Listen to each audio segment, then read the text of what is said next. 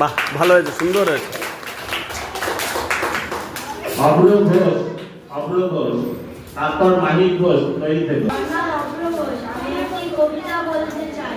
কবিতার নাম সবার আমি ছাত্র, লিখেছেন সুনির্মল বসু। আকাশ আমার শিক্ষা দিল, উদার হতে বাইরে কর্মী হওয়ার মন্ত্র আমি বায়ুর কাছে বাইরে।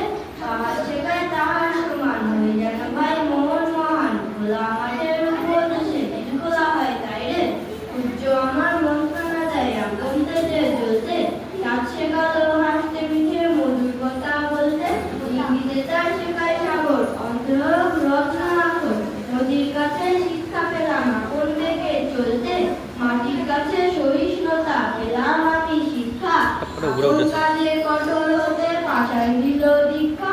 ঝর্ণা তাহার সহজ গানে গান জাগালো আমার প্রাণে। শ্যামগণনা সরস্বতা আমায় দিল ভিক্ষা। বিশ্বজোড়া পাঠশালা মোর সবার আমি ছাত্র। নানান ভাবে নতুন জিনিস শিখছি দিবা রাত্র। এই পৃথিবীর বিরাট খাতায় পাঠ্য যেসব পাতায় পাতায় শিখছি সেসব কৌতূহলে সন্দেহ নয় মাত্র। বাহ, নমস্কার, আজ আমি ডাক্তার শ্যামাপ্রসাদ মুখার্জি নিয়ে কিছু বলতে চাই।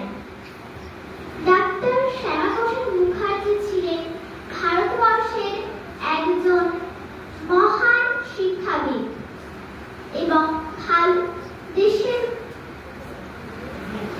প্রতি ভালোবাসার রাজনৈতিকবিদ ছিলেন। তিনি 1901 সালে 6 জুলাই কলকাতায় জন্মগ্রহণ করেন। তার পিতা স্যার আশুতোষ মুখোপাধ্যায় ছিলেন বিখ্যাত শিক্ষাবিদ এবং তার মা যোগমায়া দেবী। ডাক্তার শ্যামাপ্রসাদ মুখার্জি কলকাতায় বিশ্ববিদ্যালয় থেকে উচ্চশিক্ষা লাভ করেন। মাত্র 33 বছর বয়সে কলকাতা বিশ্ববিদ্যালয়ে উপাচার্য হন। তিনি স্বাধীন ভারতের প্রথম শিক্ষামন্ত্রী ও সরবরাহ মন্ত্রী হিসাবে কাজ করেন।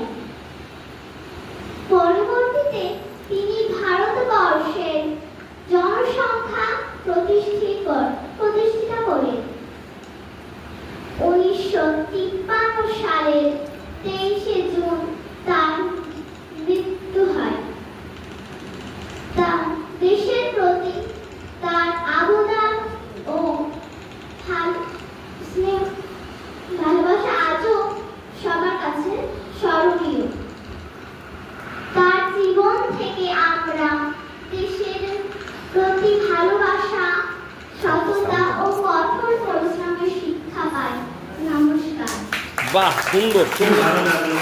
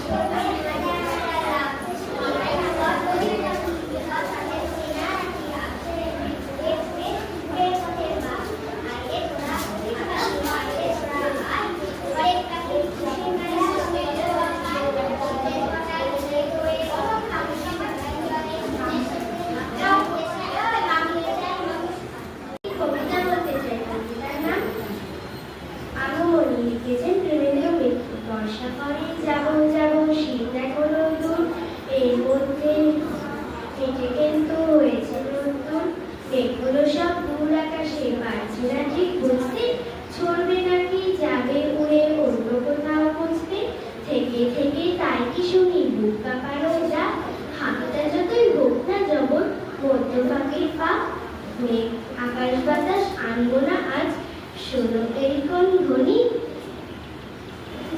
চিরে নতুন হলো আজি এই গান আগমনী। নমস্কার। মায়ের গুঁড়ো তোরা সত্যি যদি যাস, আরো সবুজ হবে ঘাস, আরো বৃষ্টি হবে জল, আরো স্বাদের হবে ফল, আরো সত্যি চাইলে পরে বাতাস গানে ভরে। নমস্কার। বাহ নমস্কার, আমার নাম কৃষ্ণ রায়।